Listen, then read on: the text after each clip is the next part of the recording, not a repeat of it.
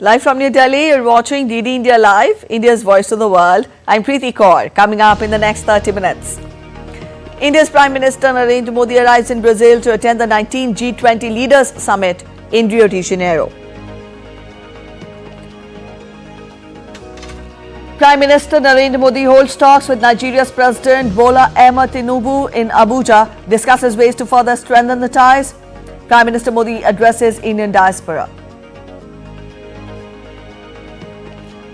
US President Joe Biden allows Ukraine to use US-supplied long-range missiles for strikes inside Russia. Hezbollah media chief killed in Israeli airstrike in central Beirut.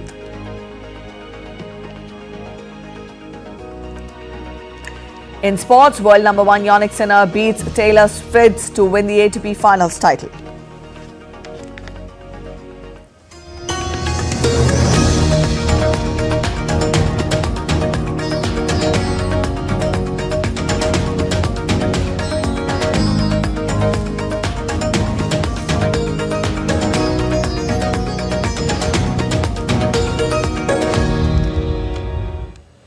After concluding his successful Nigeria visit, India's Prime Minister Narendra Modi arrived in Brazil to attend the 19th G20 Summit in Rio de Janeiro. Prime Minister in a social media post said, and I quote him, "I look forward to the summit deliberations and fruitful talks with various world leaders," and I unquote him. The 19th Heads of State and Government Summit of the Group of 20 will take place in Brazil's Rio de Janeiro. The Leaders Summit in the climax of the G20 process and the work carried out over the year through ministerial meetings, working groups and engagement groups. The G20 adopts a leaders' declaration at the conclusion of the summit that states leaders' commitment towards the priorities discussed and agreed upon during the ministerial and working group meetings. The theme of Brazil's G20 presidency is building a just world and a sustainable planet, and it strongly aligns with the priorities India had advanced in 2023. Brazil is expected to maintain the focus on Global South priorities, ensuring continuity and progress on key issues.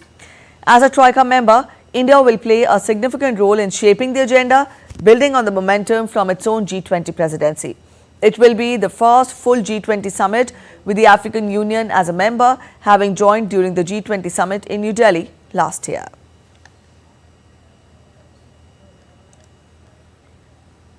India's G20 Sherpa Amitabh Kant has expressed confidence that consensus would emerge among all member nations over the Rio Declaration on Sunday, the last day before the summit begins. Speaking to DD India's Gautam Roy, Mr. Kant said that climate and geopolitical issues still remain the key sticking points. Let's listen in. A quintessential part of any G20 summit is the leaders' declaration, which the top leaders of the 20 world's biggest economies they take a position on the key issues that confront the world at the moment. It was a major success for Delhi last year when the Delhi Declaration came out on the first day of the summit itself. How is it going this time? Let's find out from the person who was part and parcel of the process last time as well and essential for a consensus. Amitabh Kant, G20, India's G20 Summit with us. Mr. Kant, how is it going this time around? It's very tough, very intense, very complex. Discussions are going on. We've had about 36 hours of non-stop negotiations. Complex issues are climate, the complex issues are geopolitics, but we were able to solve it during New Delhi Leaders Declaration. You saw consensus all over, and we are hopeful that we'll help Brazil, assist and support them to arrive at a consensus. India will play a very key and a critical role in assisting and supporting Brazil. Is it climate finance, and on when you mention geopolitics, is it Gaza, Ukraine, both, either? So climate is complex because this is for the first time that COP discussions are also going on in Baku. We don't want to do anything which will impact Baku because Baku, the COP under UNFCCC gets into very detailed discussions and deliberations. We should be ambitious, we should be high level, we should be leaders like. Bring in the vision of the Prime Minister here, but under no circumstances should we impact the ongoing discussions in Baku, so we are being very careful. And secondly, geopolitics is tough right now because during India's time we had the challenge of Russia-Ukraine crisis. which we addressed and for the first time arrived at a consensus document. But now you have a conflict in Middle East where there's a huge humanitarian crisis. So all these issues are being discussed. Today will probably be the last round of discussion, and hopefully we should find some solution by the end of the day. Sounds great. Thank you for joining us. And so there you have it, Amitabh Kant saying that still now things have not been worked out for the leaders' declaration. But although climate and the issues of geopolitics in both Gaza and West Asia remain contentious matters, he's quite confident that a consensus will emerge before the leaders meet for the G20 Summit in Rio. With camera person Loknath, this is Gautam Roy, Rio, Brazil, TD India. Bilateral trade between India and Brazil was $14 billion in 2022. And while India has invested over $20 billion in Brazil, the corresponding figure for Brazil's investment in India is just about 10% of that amount. TD India's Gautam Roy has spoken with India's Honorary Consul General in Rio and India-Brazil Chamber of Commerce founder Leonardo and Amanda Gomez about what is being done to ensure both mutual trade and investments grow further. Let's take a look. Trade, tariffs, investments are always part of any G20 conversation when the leaders meet, and this is what is expected this time around as well in Brazil's Rio for the 19th G20 Summit. And we have with us Leonardo Ananda Gomez, who's India's Honorary Consul General in Rio and also the founder and CEO of India-Brazil Chamber of Commerce. Thank you for speaking to DD India, Leonardo. What can you tell us about how is the level of trade and investment right now between India and Brazil, and what does it reflect about the kind of track that trade and investment is following in the world as well? We are facing the best moment for India-Brazil relationship. You know, I'm working to foment this relationship since 2003. When we create this association. It's a private association, the India-Brazil Chamber of Commerce, but of course we are always working with the support of the Indian Embassy here in Brazil and of course the support of the Brazilian Embassy in New Delhi as well. We are working in many sectors and we have a huge potential, but in my opinion we are just starting, okay? So we are to foment this relationship, we are always organizing delegations, official delegations and business delegations. Last year, we have organized more than 25 Brazilian delegations to India, from many states of Brazil and from many sectors. Every year we have a very important one in the pharmaceutical sector, for instance. Every year we have another delegation from the IT sector. Every year we have another delegation from the oil and gas sector. Investment is a point where India has invested far more in Brazilian companies Much more. and enterprise than Brazil. Why is that the case and how can that be changed? Yes, we have a lot of great investments from the Indian side here in Brazil for many sectors. Cumulatively $20 billion from India? Almost, because we have one huge investment from the oil and gas sector, more than $5 billion. And from Brazil it's $2 billion. Around 2 billion. We have some good companies there, but it's increasing now. It's increasing now. In the middle of this year, we had a very important delegation. They went to Delhi with our Minister of Foreign Affairs. And during that meeting, there was a round table, and during that meeting, it was announced new investments from important Brazilian companies. Wonderful. And you have a personal India connect as well? Yes. My great-grandfather was born in Goa. Goa was a Portuguese colony. So he was born in Panjim, and he came to Minas Gerais state to work with precious stones. So when he came, he decided to create, it's a very nice story, he decided to create an association with the name of Friends of India. India is in our heart, it's our family heart. Thank you very much. There you have it. So that's the way things are going between India and Brazil, and there is of course a lot of scope to do much more where trade investments are concerned, but an effort is sincerely being made and it will bear fruit sooner or later. With current person Loknath, this is Gautam Roy, Rio, Brazil, DD India. India's Prime Minister Narendra Modi held talks with Nigeria's President Bola Ahmed Tinubu in Abuja. Both the leaders discussed ways to further strengthen the ties. 3 MoUs were signed, and the next report gets us the details. India's Prime Minister Narendra Modi held talks with the Nigerian President Bola Ahmed Tinubu in Abuja on Sunday. The two leaders reviewed the ongoing bilateral cooperation and discussed ways to further strengthen the India-Nigeria strategic partnership. Nigeria के साथ अपनी strategic partnership को हम उच्च प्राथमिकता देते हैं।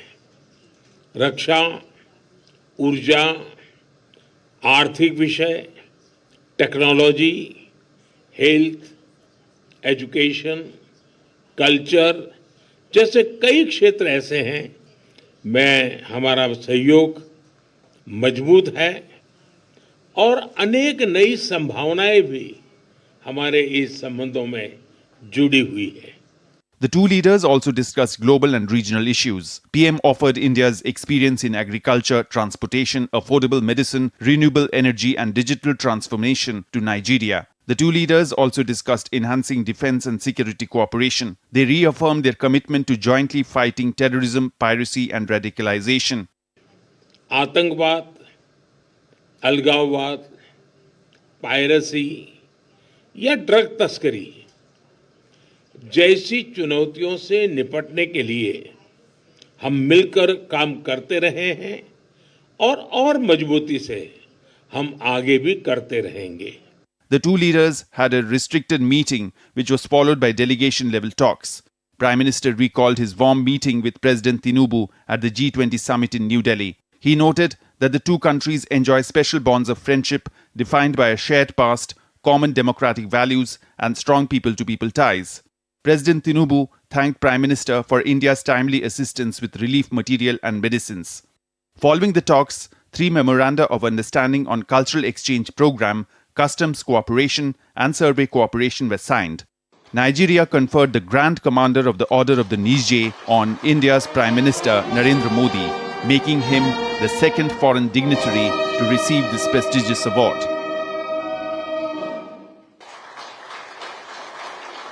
मैं इस सम्मान को विनम्रता और आदर भाव से स्वीकार करता हूं और इस सम्मान को 140 करोड़ भारतवासियों और भारत नाइजीरिया की गहरी मित्रता को समर्पित करता हूं। Earlier, upon arrival at the State House, Prime Minister was accorded a ceremonial welcome with a 21-gun salute.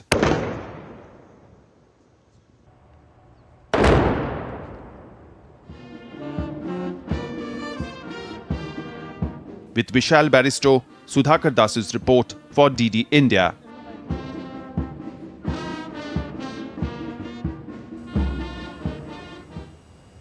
Prime Minister Narendra Modi on Sunday addressed the Indian community in Nigeria during the first leg of his 3-nation visit.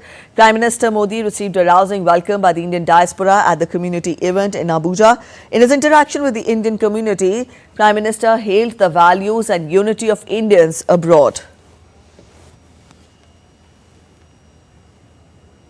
भारतीय community Nigeria के विकास के लिए कंधे से कंधा मिलाकर चल रही है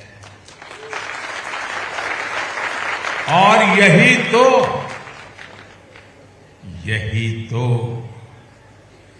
भारत के लोगों की बहुत बड़ी ताकत है, भारत के लोगों के संस्कार है।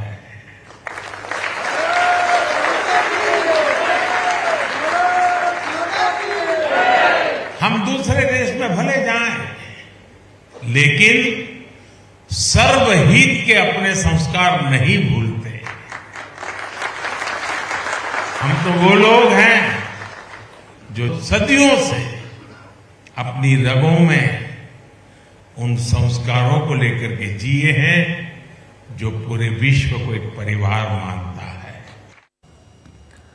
Highlighting India's economic growth, Prime Minister said that India will soon become the world's third largest economy. 10 सालों में भारत की इकोनॉमी का साइज 2 गुना हो गया है, डबल।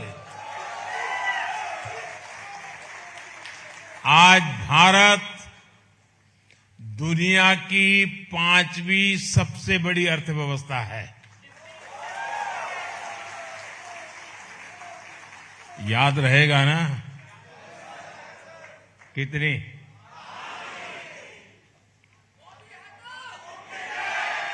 और वो दिन दूर नहीं जब भारत $5 ट्रिलियन की इकोनॉमी बन जाएगा।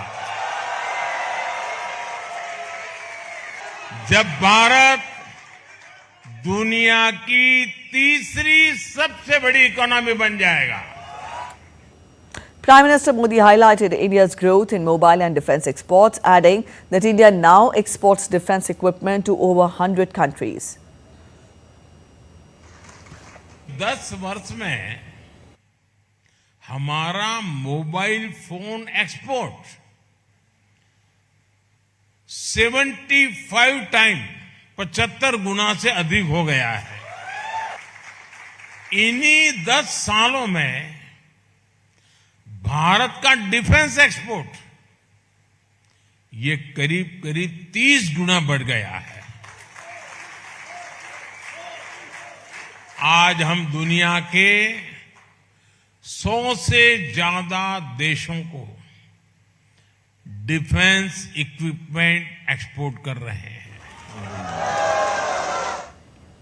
Prime Minister also extended a heartfelt invitation to the Indian diaspora and their friends in Nigeria to visit India for the upcoming celebrations in the country.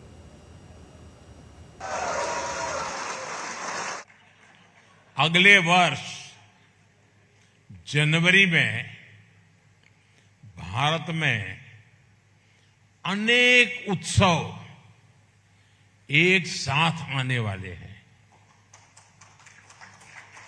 जनवरी महीने में हर वर्ष हम 26 जनवरी को रिपब्लिक डे के रूप में मनाते हैं दिल्ली में, देश में। जनवरी महीने के दूसरे हफ्ते में प्रवासी भारतीय दिवस भी मनाया जा रहा है।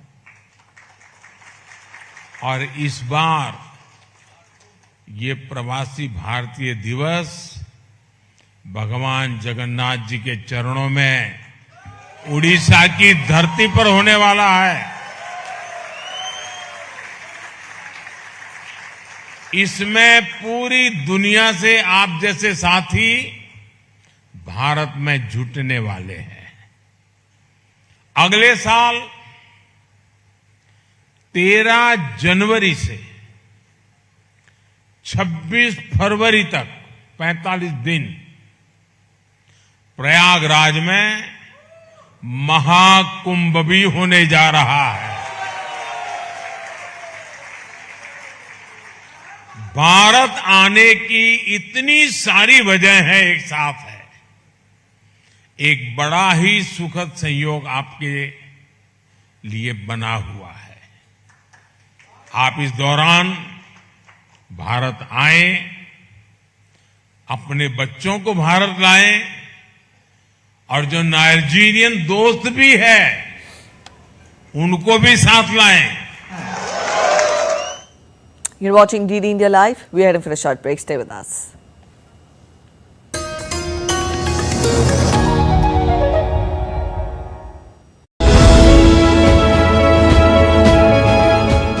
G20 meeting taking place in Rio on the 18th and 19th of this month. Prime Minister Narendra Modi will be participating here as well, along with the leaders of the world's 20 largest economies who will be deliberating on key issues such as eliminating hunger and poverty, sustainable development. For all the latest on the 2024 G20 Summit in Rio, join me, Gautam Roy, only on DD India.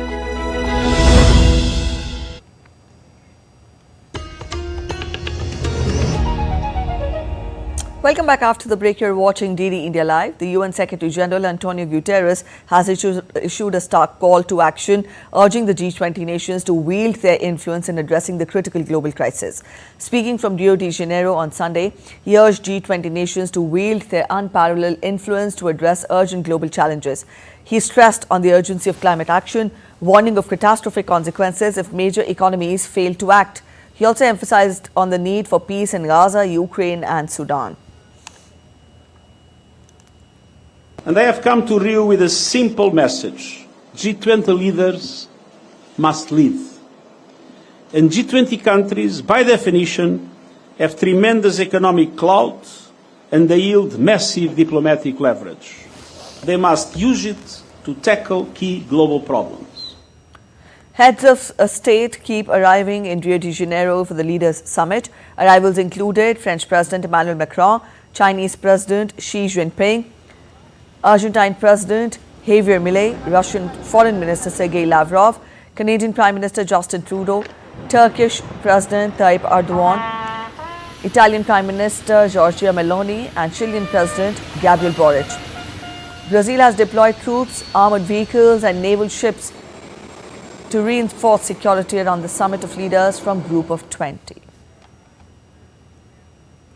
US President Joe Biden also arrived in Rio de Janeiro on Sunday for the G20 summit, while the COP29 summit in Baku, Azerbaijan is tasked with agreeing to a goal to mobilizing hundreds of billions of dollars for climate. Leaders of the Group of 20 major economies, half a world away in Rio, are holding the purse strings. G20 countries account for 85% of the world's economy and are largest contributors to multilateral development banks, helping to steer climate finance. Joe Biden became the first sitting US president to visit the Amazon rainforest on Sunday, flagging the dangers of global warming, often dismissed by President-elect Donald Trump. Biden also went to the Museum of the Amazon in Manaus, where he met with indigenous leaders who want to protect the rainforest. He flew from Lima, Peru to Brazil to meet with local leaders working to preserve the rainforest. Biden was accompanied by Brazilian scientist and Nobel Prize winner Carlos Nobre. Biden also signed a proclamation designating International Conservation Day. In his 4-hour stop in Manaus, Biden announced an additional $50 million contribution to the Amazon Fund, bringing the U.S. commitment to $100 million.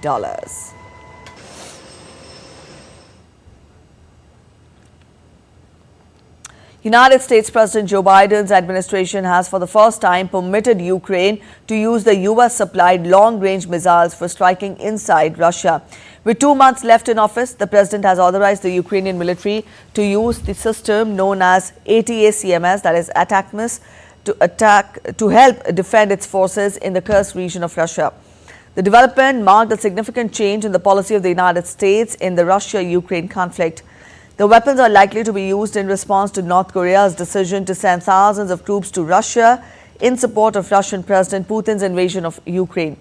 Ukraine plans to conduct its first long-range attacks in the coming days without revealing details due to operational security concerns.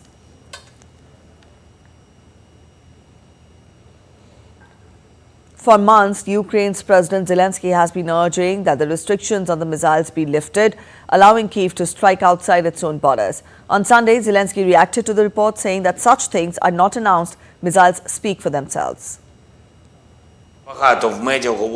Today there's a lot of talk in the media about us receiving permission for respective actions, but strikes are not carried out with words. Such things are not announced. Missiles will speak for themselves. They certainly will. Glory to Ukraine. Russia has carried out its largest air attack on Ukraine in months, launching missiles and drones that killed several people and caused severe damage to the power system. A Russian missile strike killed 8 people in the northeastern Ukrainian city of Sumy on Sunday after the country suffered a massive attack a night before. Ukrainian President Zelensky condemned the initial attack on Telegram. The Ukrainian Presidential Services released a video that showed emergency services at the scene tackling a fire near a residential building. The attack on Sumy follows a large-scale attack on energy infrastructure across the country the night prior. Following the attack, Ukraine announced it would be introducing nationwide emergency power restrictions on Monday.